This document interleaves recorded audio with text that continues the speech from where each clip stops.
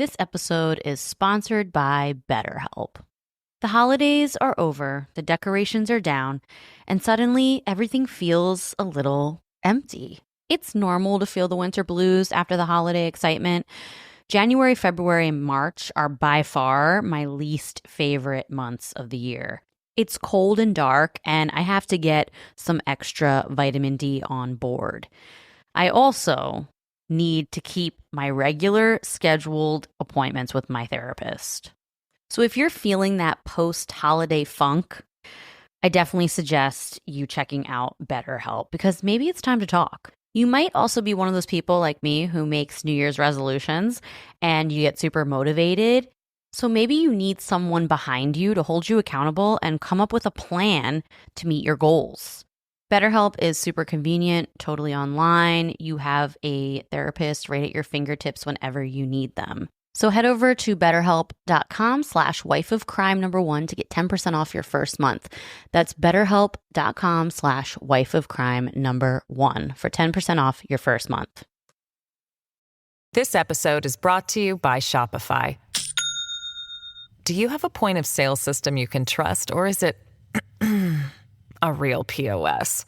You need Shopify for retail. From accepting payments to managing inventory, Shopify POS has everything you need to sell in person. Go to shopify.com/system, all lowercase, to take your retail business to the next level today. That's shopify.com/system. This podcast is an unscripted, unedited conversation about true crime. We take the cases very seriously, but I don't take myself seriously at all, and neither should you. Welcome to Wife of Crime. So, Russ, a couple weeks ago, I spoke about my cousin's new book, In the Silence of Decay, and it's a fictional crime thriller about the murder of a Navajo woman. But even though this story is fictional, there are many cases just like this all over the United States and Canada. So today, I'm telling you 3 cases of missing and murdered Indigenous women in America.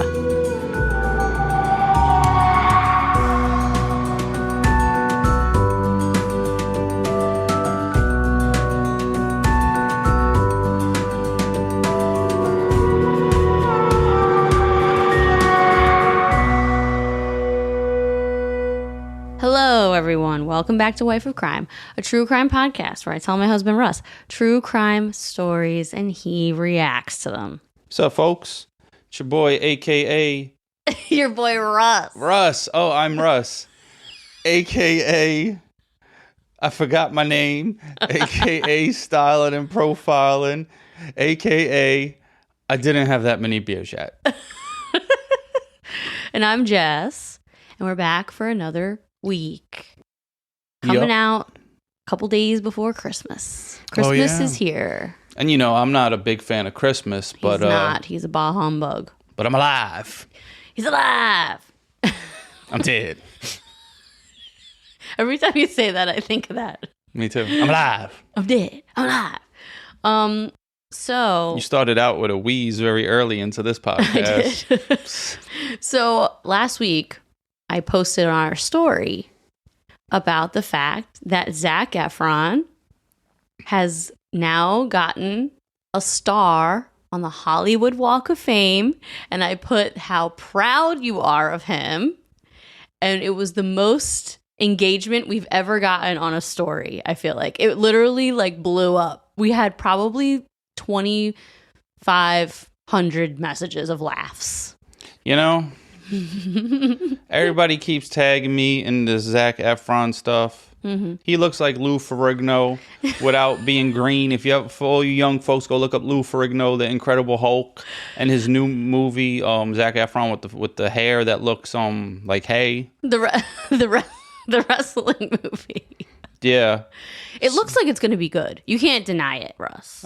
So, no, I mean it's probably good, because Zac Efron is a really good actor. He is. Said no one ever. And this is going to shine. He's going to shine in this role. I'm tired of talking about Zac Efron. I didn't want to bring him up this week because it's 3 weeks in a row, and I'm so tired of the Zac Efron talk.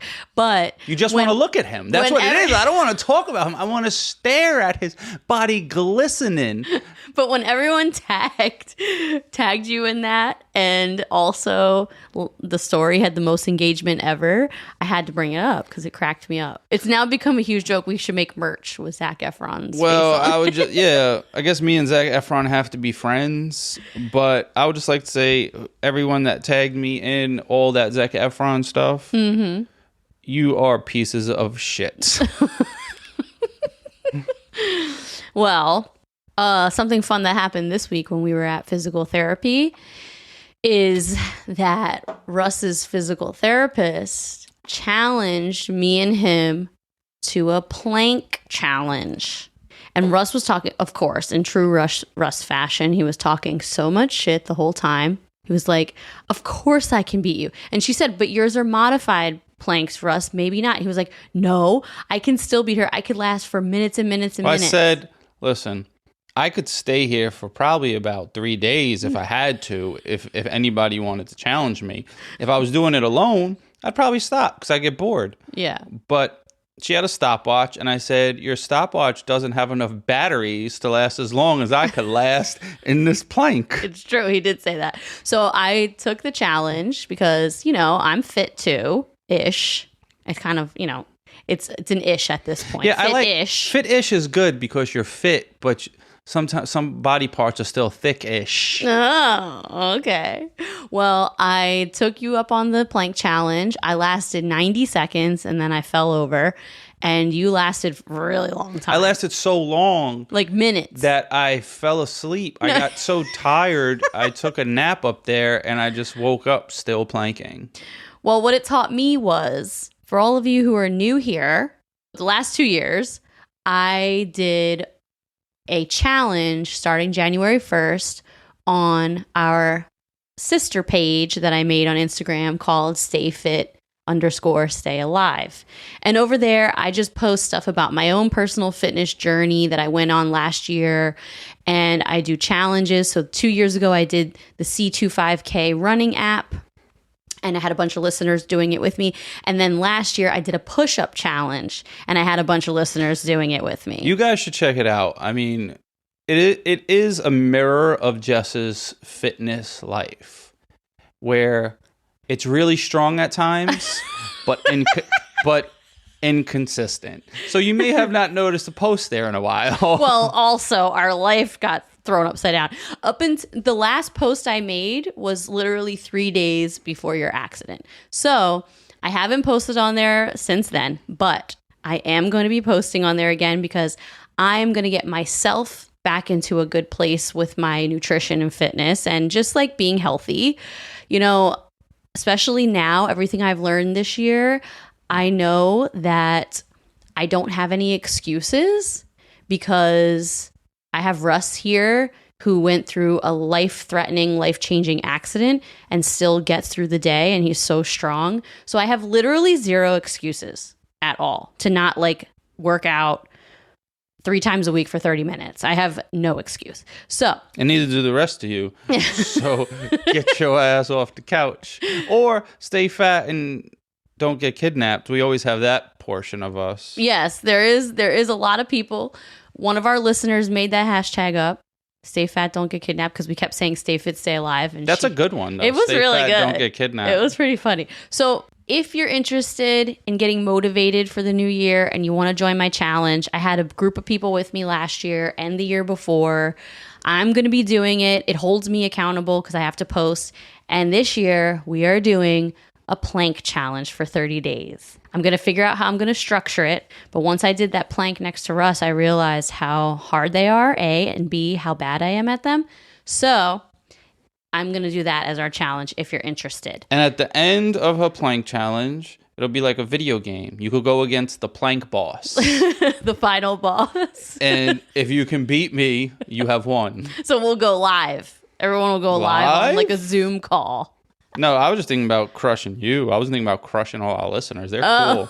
They don't tell me what to do. So head over to stayfit_stay alive and follow us. And yeah, there you go.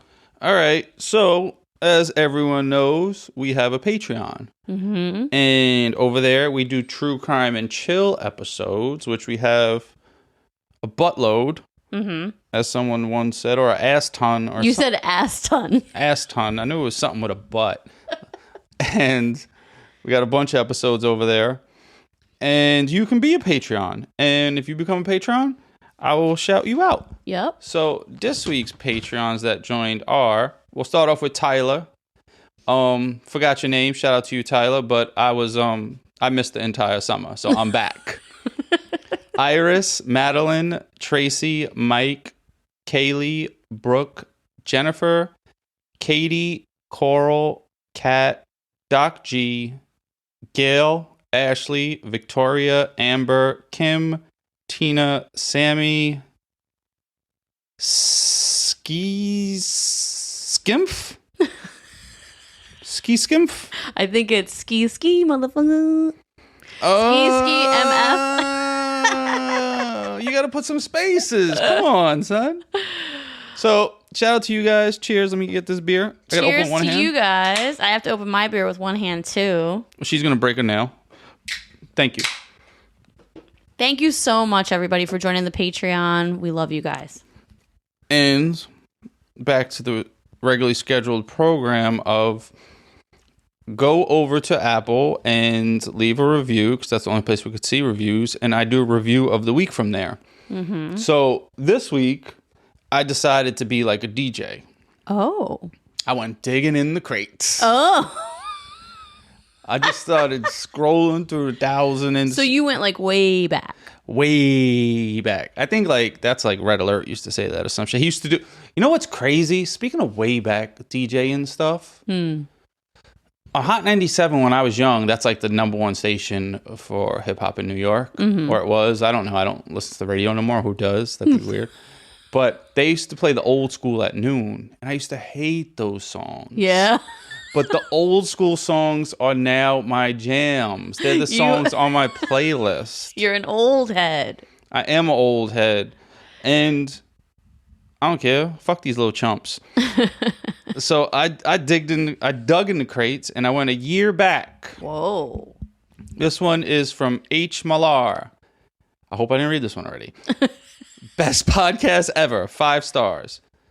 This is hands down the best podcast I've ever listened to. I always looked forward to new episodes, and listening to Jess and Russ is the best part of my day. I love drinking coffee out of my true crime and chill mug, and I will never call Magnus anything other than refrigerator buttons now. Uh-huh. I also catch myself saying, "You're a rat," like Russ does, and I always giggle to myself. Jess's storytelling is on point, and Russ's commentary always makes the show. I love y'all. Keep doing what y'all doing. Hashtag vote for us. Hashtag Jess is the best. Hashtag not me, not today. Nice. So that's a good one. Yeah, don't be a rat. Don't be a rat. I can't do it like you. R.I.P. Big Ange. You literally sound exactly like her. Yeah, and I never even smoked a cigarette. You didn't. That's how her voice got like that. I think she died of like lung cancer or something. I don't know what she died. I think it was cancer. I don't know if it was lung cancer though. Yeah, but I think it's from smoking. R.I.P. If I'm wrong, I don't mean anything by that. I like Big Ange. Yeah, we love her over here. Okay. Over the last month, I've been going super hard on Ancestry.com. Oh, Jesus Christ. 15 hours a day. Literally. Like, guys, I'm not kidding. I've been having to make my own dinner. No, that's not true. I still cook for you. Don't lie. No? This week? You cooked one time? Turns out I am completely obsessed with genealogy. So when we got married, my grandmother, who is also obsessed with genealogy, made me and Russ a binder full of all of our family lineage with like documents, censuses, citizenship papers, ship manifests, and pictures. Literally everything from both sides of our families. And it was the best gift that I've ever gotten. Yeah, it took her a lot of time and effort, and it was very meaningful. It was amazing. So I wanted to do the same thing. Everyone else, step your gifts up. So I wanted to do the same thing for your siblings, Russ. And I've spent the last month putting together a book for Carrie, Russ's sister, and it was completely fascinating. I've learned so much about your family history, including the tribe that your great-great-grandmother was a member of. Yeah, I'm an Indian. So Russ, Native American. Russ is part Native American, and we've known this, but I wanted to learn more about those roots. You know what tribe I'm from? I do. Yeah, I'm from tribe Checkahoe. No, you're such an idiot. Shut up. So his great-great-grandmother was part of the Mi'kmaq tribe in Canada, and she came here to America as a young adult. She was born in 1890 on a reservation in Quebec. My nanny said, I don't know if that was her, but it was an Indian relative of ours, and she used to hang her big drawers on the clothing line of Nanny's house. Oh, really? And they'd be embarrassed of her big underwear. Oh, God. Well, while I was learning all about her and her tribe, I quickly found myself clicking away at so many documents, videos, and podcasts about Indian history, tribal lands, and the missing and murdered Indigenous women's movement. On our poll that I did on Patreon a few weeks ago, a missing persons case was the next one that they had voted for. So I thought this would be the perfect episode to discuss this topic. When preparing for today, I went down many rabbit holes, as I typically do, and I learned things that I was never taught about the dark and disturbing history of how we formed our country. I would encourage you and everyone to listen to these cases with an open and empathetic mind. Don't shy away from the darkness of how this country was formed. I think sometimes we tend to do that, like, another disgusting thing our ancestors did to people of color. Let's not talk about it. Let's just move on. And I just don't think that's how problems get solved. I understand that, but my rebuttal is I like knowing all this stuff, but I just don't want to be blamed. Some people are like, you did it. Like, yeah. I didn't do nothing, man. I grew up in the hood. Yeah. No, like, I get that. You know. I just don't think I think it's important for everybody, no matter where you come from, to hear these types of things and not try to shy away from them. Because if we don't talk about the hard, gross, and dark things that our ancestors did, then things will never get solved. And it doesn't offer justice and empathy to any of the victims. Our ancestors weren't perfect. They were humans, and humans suck. I prefer dogs over humans any day. Yeah. So if we don't face it or acknowledge it, it will happen again. And in the cases, I'm telling you today, the injustices that Native women faced hundreds of years ago, sadly, haven't necessarily stopped. Damn. History has repeated itself more times than I could ever imagine. These are just a couple of the cases of America's MMIW, aka Missing and Murdered Indigenous Women's Movement. Are you ready? Yeah, that's crazy that it has a whole acronym that it's that like prevalent. Good word. Yeah. Yeah, I think that, you know, I understand people being uncomfortable with the subject. And sometimes, you know, we could all get uncomfortable to understand. I could understand that. Mm-hmm. But it's good to just not forget what happened, you know, and you know, this way you got to learn from past people's mistakes. 1000%.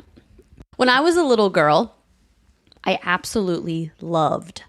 When I say loved, you can call Gigi right now and ask her. Gigi is the grandma. Yeah, Gigi's my grandmother. Gigi stands for great grandma. Some little kid calls her that, who is her great not some little kid. It was her great grandchild that named her that. Yeah, so called her Gigi for great grandma, and then that's not Jess's great grandma, it's her regular grandma, and it's not my grandma, but we all call her Gigi. Yeah, that's her new name. Does everyone in the family call her Gigi? Some people still call her grandma. Like when I was growing up, we called her grandma. like my generation of kids, but now the next generation calls her Gigi, and a lot of their parents call her Gigi. So it's kind of a mixed bag. When I was a little girl, I absolutely loved the movie Pocahontas, and I watched it all the time at my Gigi's house. Disney claimed that this was their very first animated film that was inspired by a real figure. They even released it on Pocahontas's 400th birthday. But the Disney version of Pocahontas was sadly very far from the truth. Pocahontas was actually the first documented missing and murdered Indigenous woman. Whoa. And this is her real story. Pocahontas was born in 1595. Her tribe were the Powhatan, and they're located in what is now Virginia. She was the daughter of the chief, and she was very close to her father. She was actually only 10 years old when the colonists arrived. John Smith, who Disney depicted that she had this love affair with, was 27 years old when he arrived. How old was Pocahontas? She was 10. Oh, and he... Just listen. There's no evidence that there was ever any romantic involvement between the two of them. And thank God for that, because she was 10 and he was 27. So the settlers came and established Jamestown. But after a while, they ran out of food. But instead of working the land themselves, they just went out to the surrounding tribes, held them at gunpoint, and stole food and goods from them. And this obviously caused a lot of tension and mistrust. In 1605, John Smith gets captured by the chief's younger brother. And they were about to kill him, actually. But then, according to John Smith in this account that he wrote later in life, Pocahontas saved him by stepping in and telling her father not to kill him, but instead to make peace with the settlers. The chief listened to Pocahontas because she was actually like his favorite daughter. So the chief started to like John Smith, and he actually hung out and stayed with the tribe for a while. Because of this peace that they were trying to make, the tribe decided to send food to the settlers and try to kind of, just kind of give an olive branch, like gave them some food. Let's squash this shit. We can be friends. Send them some corn. Also, AKA your corn. Also, the Spanish they were threatening to invade, and the tribe and the settlers decided to make this alliance in case the Spanish came to invade. Spanish like Spain? Yeah. But over time... Not like Dominicans from Dykeman? No, from Spain. But over time, the alliance grew sour. See, the tribe, they didn't wear a lot of clothing in the summer months. Women and men were in loincloths. Children would often just run around naked. This was their way of life. Just like nowadays, if you go to the bush in Africa, those native tribes, they don't wear much clothing because clothing is irrelevant to them. Being naked doesn't matter. They're trying to just get through the day and survive on the land, and this was just their way of life. But the English settlers took this as an invitation to kidnap and rape the women and children in the tribe. And this happened all the time. And in Powhatan culture, rape was punishable by death. That's good. Get them. But the English saw this as, they're wearing little clothing, so they're asking for it type of thing. This caused the tribes to hate the settlers. And this tension between them grew and grew. So Pocahontas got married to another chief's son. His name was Kocoum. And she had his child when she was 16 years old. Then in 1613, this dude, Samuel Argall, shows up to Jamestown. Okay, he came from England on a ship. He shows up and he finds out that Pocahontas was living with this other tribe because she just married Kocoum, right? So Samuel goes to that tribe and kidnaps her and uses her as a bargaining chip with her father, the chief of the other tribe, to get more goods for Jamestown.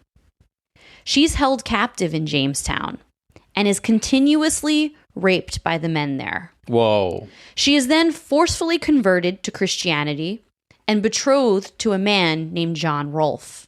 So this is done to show England how well they're doing over there in Jamestown, hoping to get more funding for the settlement. Look what we're doing. Here, we take these savages and turn them into prim and proper English people.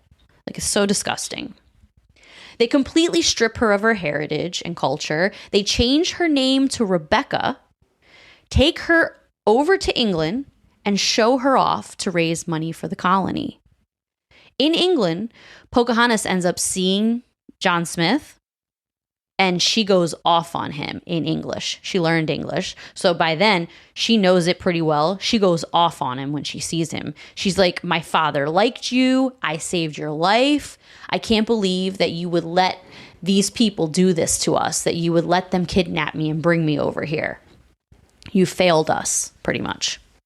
John Rolfe takes her over there. England ends up giving the settlers more funding to keep building and expanding Jamestown because they see, what they did to Pocahontas. And in their mind, they're like, oh, we just made her into this prim and proper woman. Why do they care about changing the Native Americans into prim and proper people? Like, what do they want them to wear? Like the George Washington wig or something? They didn't like their way of life. They wanted to take their land and force them to change their culture. If you get rid of their culture, you can get rid of these people, essentially. I never understand people wanting everyone to act like they act or have the beliefs they believe. If everyone's happy and they're not hurting anyone, then like, who gives a shit what religion or what you're doing, and you're not imposing on me? Like, I don't care what you're doing. It's so weird. It is weird. And that even goes for today. Like, everyone just mind your fucking business. So in March of 1617, Pocahontas boards a ship heading back to Jamestown from England. She suddenly becomes violently ill and drops dead. She was only 22 years old. Many believe that she was poisoned because she wasn't of any use to John Rolfe anymore. He showed her off. He got the funding. She was disposable to him. To this day, there are so many young Native girls that seem disposable to violent perpetrators, law enforcement, and sometimes even their own tribes. Over the last few years, we have seen more attention being brought to the MMIW movement, which is great. This is a real issue in North America that typically gets skirted under the rug and involves so many cases that are wildly underreported or even completely ignored by the media. So I got some statistics for you because I love statistics. I like numbers. Numbers don't lie. Homicide is the third leading cause of death to Native women ages 1 to 44. They are 10 times more likely to be murdered than any other ethnicity in America. That's pretty crazy. 1 in 3 Native women report being raped in their lifetimes, and 86% of these rapes are from non-Native perpetrators. What the hell are... Now, when you say are these people that are on reservations, just Native Americans like that are like not on reservations, or just in general? It's in general, but a lot of Native people live on reservations, and a lot of the reservations is where these crimes occur. And I'm going to go through why the crimes happen so prevalently on reservations versus outside of a reservation. Yeah, this befuddles me. The issue of why Native women are overwhelmingly targeted, as well as why their cases do not get solved, is a very complex issue that involves jurisdictions, old laws, and preconceived notions, stereotypes, and racism. I'm going to break it down for you really quick so you can keep this in mind for the rest of the episode. It's very confusing and ridiculous, so try to follow along. I need you to put your thinking cap on. Well, if it's confusing, I might not be able to keep track, but I will do my best. Thinking cap on.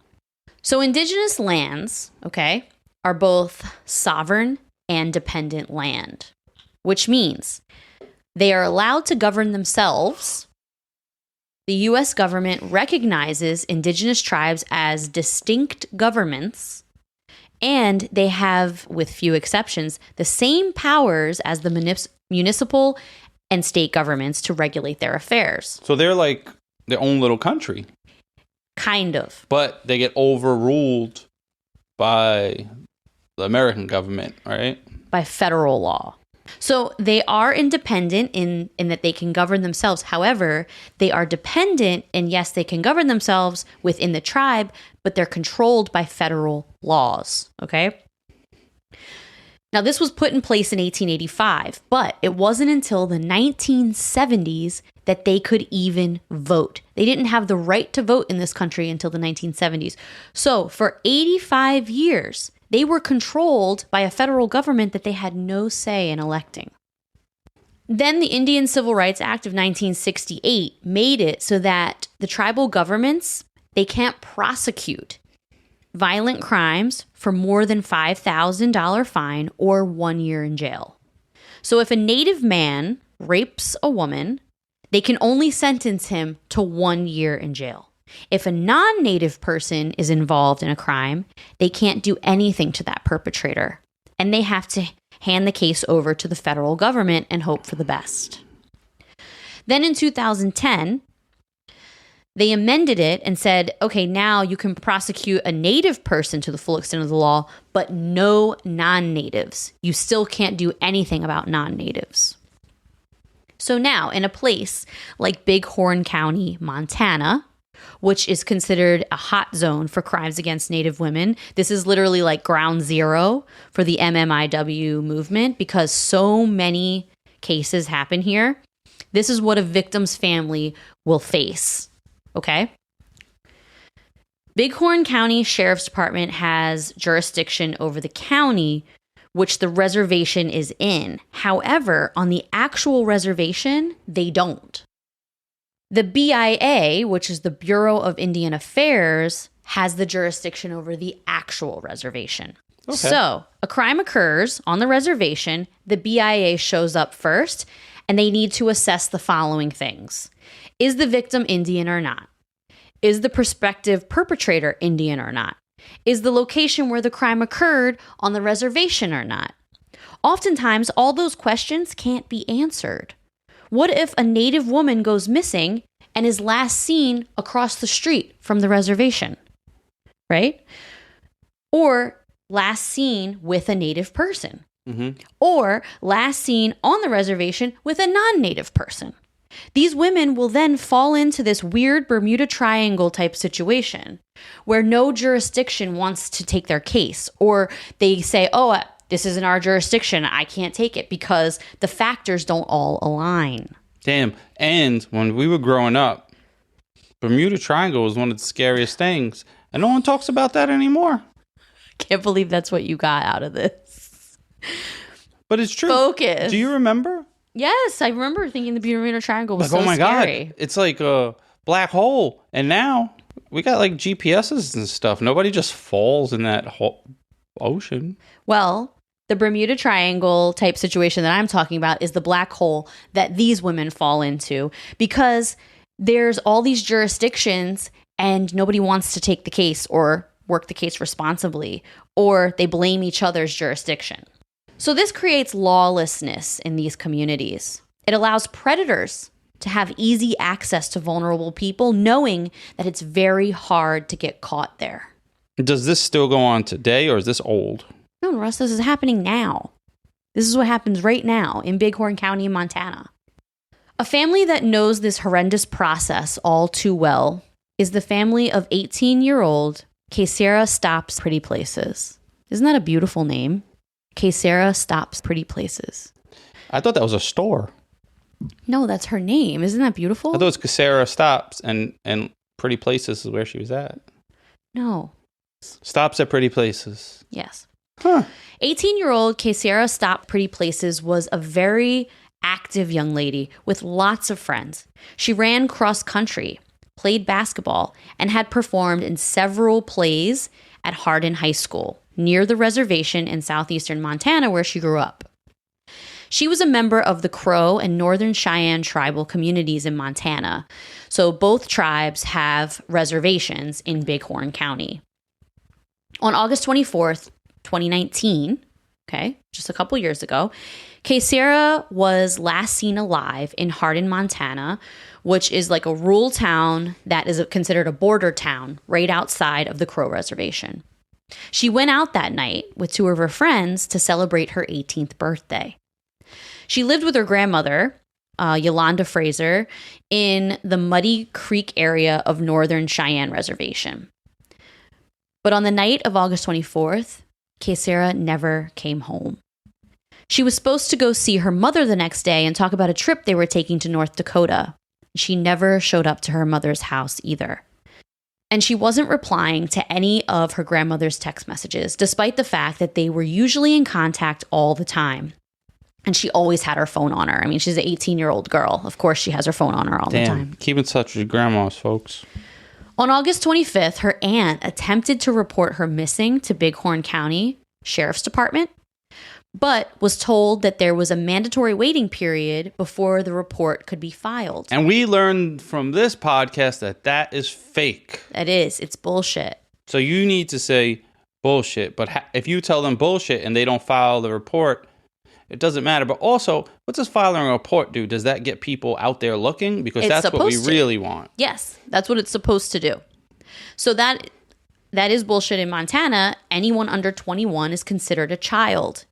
And there is no waiting period to file a missing person report on a child. So I think if someone is missing and they say, well, I don't know, you got to figure out what the missing time is that they would say and just lie. They've been missing 3 days. Like, I don't know. Get looking, motherfucker. Yeah, I guess. I mean, but then it's hard because then you have to have an accurate timeline to work the case. I know. But then if they're not going to look either, that like pisses you off too. Not pisses you off, but it wastes time. Yeah. Well, on August 27th, she was finally reported missing. They had to go to Bighorn County instead of the Bureau of Indian Affairs because she was last seen in Hardin, which is a border town right off the reservation. Her aunt felt that because Kaysera had a troubled past and had ran away before, the law enforcement may not have taken her missing persons report seriously. Her grandmothers had said in interviews that the police dismissed her concerns, telling her that Kaysera was probably out with her friends. It's unclear whether or not Bighorn County Sheriff's Office ever conducted any type of search for Kaysera. There was no media coverage to raise awareness in the area that she was even missing. Like, you know, you go on the nightly news and they're like, this girl, 16, 18-year-old girl was reported missing, you know. How long ago? All over the news. How long ago was this? 2019. Oh, so they could have did it on social media too. Yeah. So there was little media coverage, and the family didn't feel like the authorities were even invested at all in trying to find her.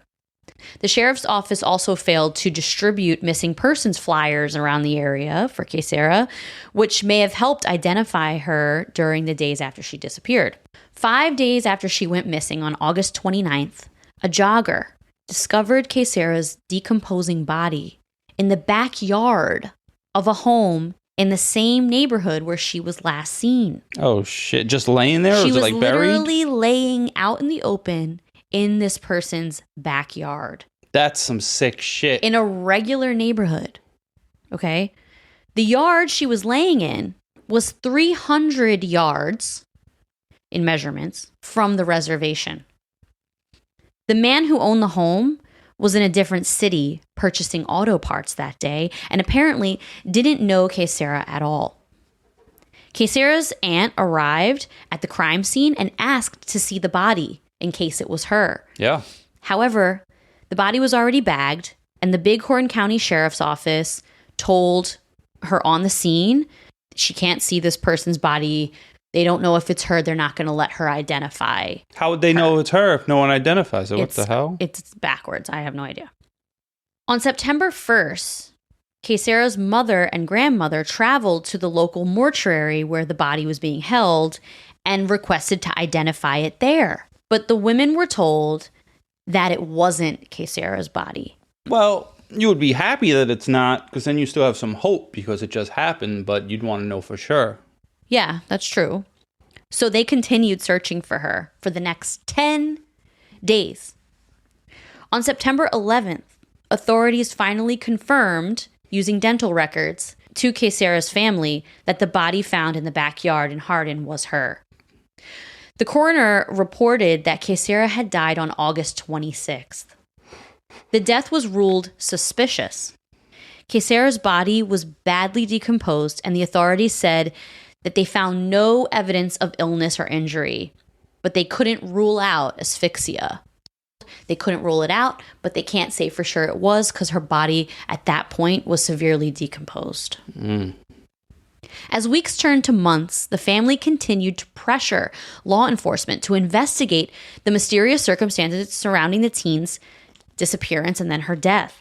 The family traveled 110 miles every single day from their home on the reservation to the Bighorn County Sheriff's Office to beg the cops to look into her case. Terry Bullis, the coroner, told the family that the toxicology report, which hadn't been returned yet, would most likely show that she died because of drugs and alcohol. Okay? That's what he told them. It hasn't come back yet, but she most likely died of drugs and alcohol. I mean, how can you just guess that? I mean, I don't know because I'm not a coroner? No, it's because he's assuming. Because there's a reputation on reservations of having drugs and alcohol. It's disrespectful. It's very disrespectful. The toxicology report would later prove that no drugs or alcohol were found in her system. Damn, it sounds like the coroner needs to be slapped. When family members went to the location where Kaysera's body was found, they were shocked to see that it was not sealed off as a crime scene. There were no demarcations of where the body had been located.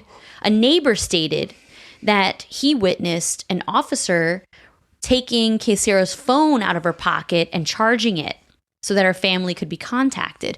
So they have her phone. The sheriff's department has her phone as well. They could have gone through it. They could have seen the last text messages she received, who she might have been with that night. But they didn't. Why don't they care? We're going to talk about that. According to Kaysera's grandmother, law enforcement refused to follow up on any tips that the family and community members gave them regarding her case, and they were unwilling to investigate the possibility that she was murdered. The initial investigator on her case recused himself early on in the investigation. What did he recused? Took himself off the case. Okay. Telling his superiors that he was unable to handle a case of that magnitude. So there had to be something there if he removed himself. But nothing has ever happened with it. But then if you can't do the job, then you shouldn't have that job. I agree. But the bigger point is that if he thinks that he can't handle a case of this magnitude, it means that this wasn't just some accidental death or she died of being drunk or something. She was dumped in the backyard in a neighborhood. Something happened to this girl. Obviously.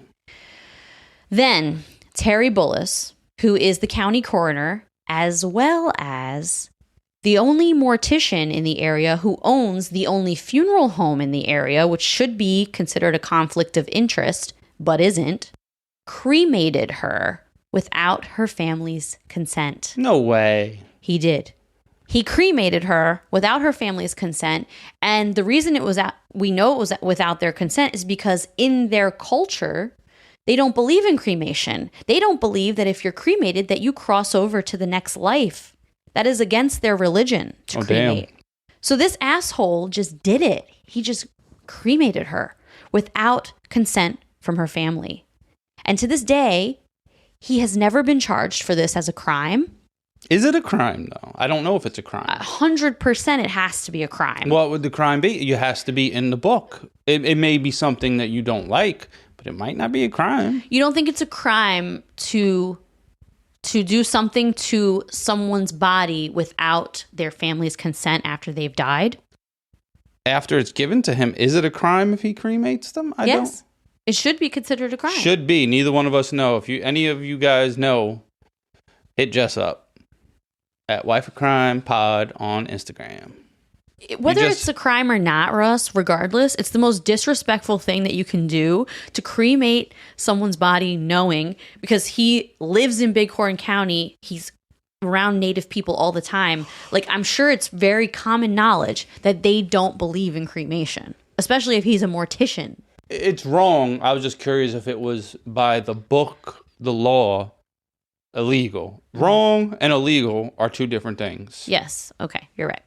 Just days before she disappeared, Kaysera had filmed and posted on social media an incident in which law enforcement officials beat her 15-year-old brother at a local fair.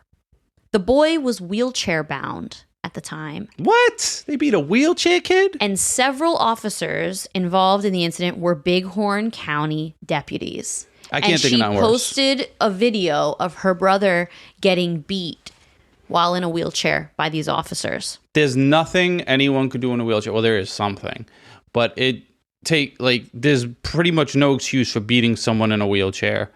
Like, they're defenseless. Like, exactly. If they did something wrong and you're a cop, put them in jail. But like, you're beating them? 100%. Like, that's like egotistical pieces of shit. Mm-hmm.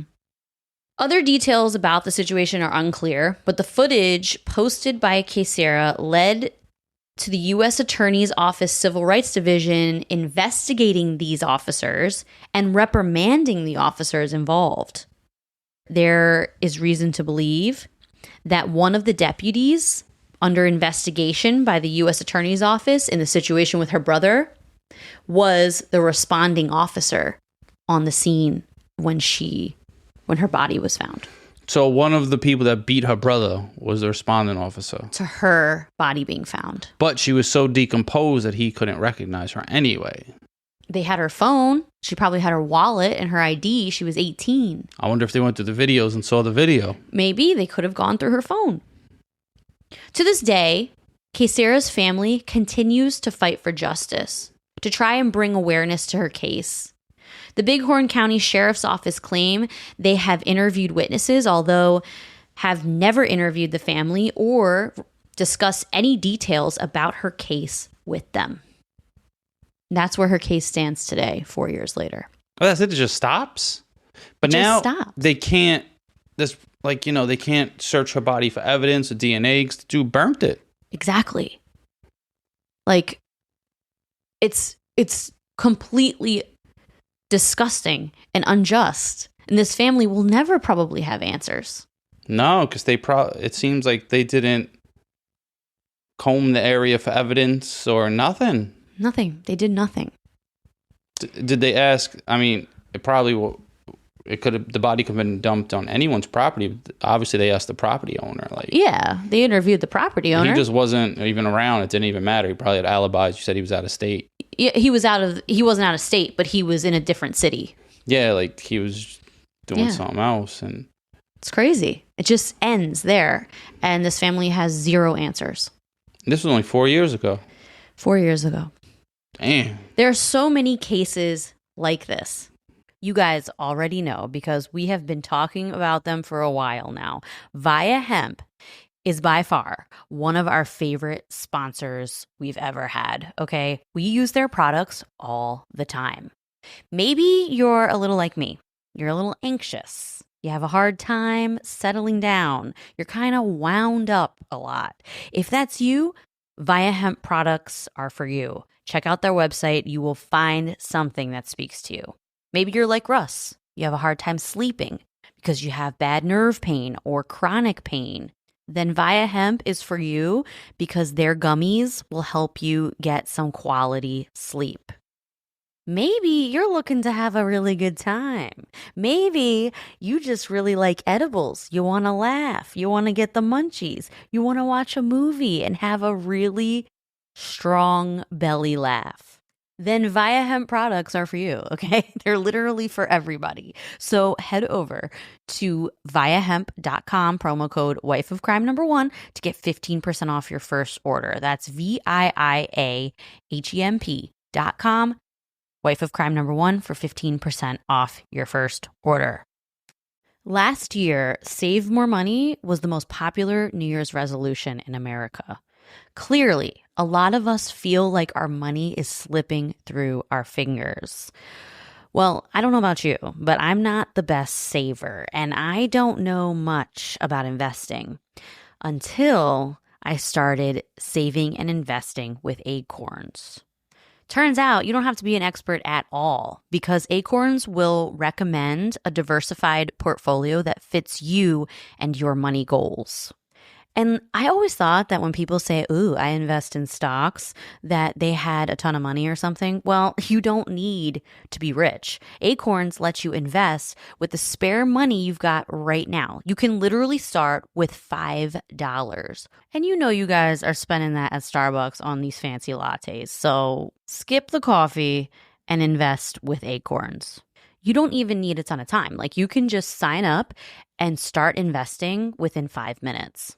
Head over to acorns.com/wifeofcrime or download the Acorns app to start saving and investing for your future today. That's acorns.com/wifeofcrime. Another case is that of 14-year-old Henny Scott. She went missing December of 2018. She was missing after hanging out with her friends. Her family submitted a missing persons report, but this time they did it to the Bureau of Indian Affairs because it happened on a reservation. Her missing persons report sat on someone's desk for a week because that person was on vacation. No one else picked it up or did anything with it. No search parties were mobilized. No missing persons flyers were distributed. Nothing. Her family formed their own search party and scoured the area around where she was last seen, as well as around her home. But the search efforts remained hopeless. 2 weeks later, her body was found 200 yards from her front door. She was wearing someone else's clothing, not the clothing that she owned. And according to her parents, she looked as if she had a broken nose and bruising on her. Her family was so angry when the coroner, Terry Asshole Bullis, the same guy who would illegally cremate Kaysera, ruled her cause of death hypothermia. That's what they ruled Henny Scott's cause of death, hypothermia. So police just closed her case, claiming that she died from being out in the elements too long. Despite the fact the police never searched the area, but the family did in the weeks leading up to the discovery of her body, and her body was not in that area when they were searching.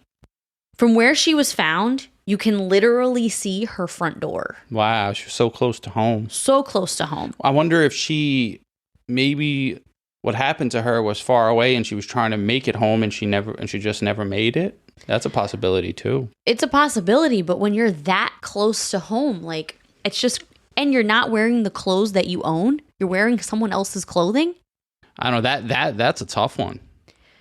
How could she have not made it to the house if she was right there? And her father is an avid hunter, and he knows all the animals that lurk around that rural part of Montana. According to him, it is impossible that she would have been out there for 2 weeks and not have been disturbed by predators. There are literal mountain lions out there, bear, fox, all kinds of animals out there that would have possibly eaten her body or tried to bite her. But there were no animal bites on her at all. The BIA closed Henny Scott's case without conducting any type of investigation at all. Came back as hypothermia, that's it. And that's it. Her case is over. Doesn't seem like they've searched for evidence like DNA or, I don't know. I'm no evidenceologist or anything, but there's ways to try to find stuff. What are the detectives doing? Nothing. That's the point. They don't care. They're Why? Not doing anything. They lazy? They don't care. That doesn't make sense. It doesn't make sense. And that's the whole reason for this movement. Everyone's like, this doesn't make sense. And then there's Kimberly Bearclaw Iron. She's a mother of 3 from the Crow Reservation in Montana. Her father received a disturbing phone call from her on September 22nd, 2020. She was crying and she seemed very nervous and upset. She said she was in Las Vegas and needed money to get home. Her father was so confused because Kimberly never left her children. She was a super loving and devoted mother, and he knew of no boyfriends or anybody that Kimberly was dating at the time. When he tried to get more details out of her on the phone, she abruptly hung up. He received another phone call on October 6th, 2020. She again was upset, crying, And she said she needed money to get home. She was in Oxnard, California. Whenever her father tried to call these numbers back, because, you know, he would ask her, "Are you okay?" She would say, "I'm fine." He would say, what's going on? What's going on? She'd hang up. And then whenever the father would try to call the numbers back that she called from, they were disconnected immediately. Her father told Dateline in an interview that he believes his daughter is being held against her will and that she may be a victim of a sex trafficking ring. It's not like her to just take off like this, he said. And she left her kids, right? Yeah, she wouldn't leave her kids. Something isn't right. This is what he said in the interview. One of Kimberly's grandmothers, Marilyn Chief, also told Dateline that some of Kimberly's family and friends have tried to reach out to her on social media and that she's responded on social media, but her responses make zero sense. They're short and they're very odd, and it's not how she typically talks to her family. So they don't believe that it's her that's responding. And it turns out that now she has 2 different Facebook accounts. So one of them she responds on, the other one she doesn't. But there's 2 different Facebook accounts now that never existed before. So this is still going on. Yes, this is still going on. Family and friends distributed flyers in their community and on social media, and they're trying to raise money to travel to California for a large search effort out there. Kimberly's children, who continue to ask about her, are being taken care of by her parents in Hardin. To this day, Kimberly Bearclaw Iron is still missing. She's 5'2", weighs 126 pounds. She has brown eyes and light brown hair, and she has a small scar between her eyes. She's thought to possibly be in Los Angeles. If anyone has any information at all, you can call the Bighorn County Sheriff's Office, and I'll put their phone number in the show notes. Cases like this go on and on. It's tragic and anger-inducing, to say the least. Like, when I was researching these cases, I was just astounded that this is actually happening. Yeah, and this one is crazy because her Facebook is still responding. And I'm pretty sure people are like, "Hey, where are you?" Like, you know, just if it's your family member, like, "What are you doing? Like, where are you? Are you okay?" And I wonder what the answers are. They're obviously brief, like, "I'm okay," or it seems like they're very vague and odd. Her family said that she's not talking to them the way she talks. Is she still calling, or the calls have stopped? The calls have stopped. They stopped back October of 2020. But she might be alive. I even hate to, I don't even want to say that, but like something's going on, because why would someone still be responding on her Facebook? It's so confusing. Very confusing. When I was preparing for this week, one of the sources I got a lot of info from was a documentary called Murder in Bighorn, and it's on Showtime. You can also watch it on Paramount with Showtime. It is excellent, and I highly suggest it. They highlight another case as well, the case of Selena Not Afraid, which is equally as infuriating. And there are so many reservations around America and Canada with these stories of these forgotten women, jurisdictional issues that get in the way of their justice. And as I said in the beginning, we can't just turn our cheek to these issues. We must learn about them, educate ourselves and others, build awareness around these cases. We have to keep these names and faces in the media. Native Americans were here first, God damn it. That's true. They were here first. I wonder how they got here. We are all immigrants to them. It's true. I was always wondering, how did the Native Americans get here first? You know, everybody was on their own land. Yeah. Like, I wonder what the history was before that. Well, there was like a Great Migration, the Ice Age. Like, this goes back and back and back. Well, that's true, because some of the continents might have been connected and stuff like that back in the day. Like, the Earth is always moving. But essentially, before America was America, this was their land. Absolutely. The colonizers that came here before us stripped them of their dignity, livelihood, and tried to take their culture. They put their children into boarding schools to force assimilation and indoctrinate them. They emasculated their men and tried to take what it is to be Indian away from them. So I challenge you and everyone listening to research these cases. Look this stuff up, educate yourself, help spread the word, be their voice. This shit is crazy. And when you look into it, you go down these rabbit holes and you're like, what the fuck? This is real life?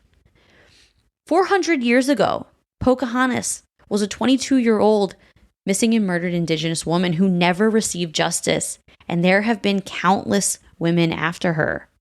History has sadly repeated itself over and over again. But knowledge is power. Yeah, I think you got to just keep talking about stuff. I think it's absurd that this is true as far as like 1 in 3 of them women reporting sexual abuse. And and it's scary. Like a lot of people that live around these reservations that are non-natives, they know that they have all these jurisdictional issues. So if you're a predator, if you're a violent perpetrator, you can go onto these reservations and commit a crime, and it's very unlikely that you're going to get caught. Wow. And another piece of the puzzle is that there is a lot of tension between the communities surrounding the reservations because the reservations, a lot of them are poverty stricken. There's a lot of drugs. There's a lot of drug use. There's a lot of alcoholism. They're people who are very poor and desperate. And the people in the communities surrounding the reservations, they look at the reservation people and native people in a certain way. The native people kind of look at some of the white people in a certain way, like the big bad white devil. There's a lot going on here. This is a multifaceted issue. But it's still insane to me that people just don't work these cases. Whether it's in your jurisdiction or not or whatever, if a case is in your jurisdiction, why are you not working it?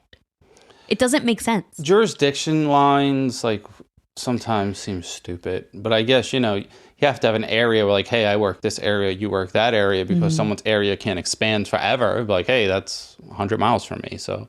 And the FBI will not get involved unless the Bureau of Indian Affairs invites them in. So why aren't they inviting them? So they might be the problem. Yeah, so sometimes they don't invite them, or they do invite them, and then the FBI comes and doesn't necessarily do a thorough investigation. It's just all crazy. I don't know. Damn. Yeah.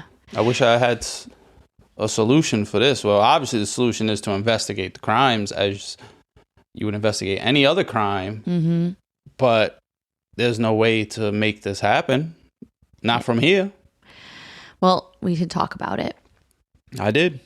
You did. Well, that's it.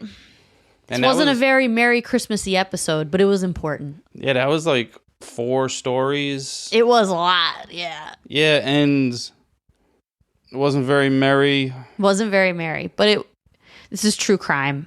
We don't tend to be very merry over here in this part of the podcast world. I hate Christmas anyway. All right, well, I like the Christmas spirit, Mm-hmm.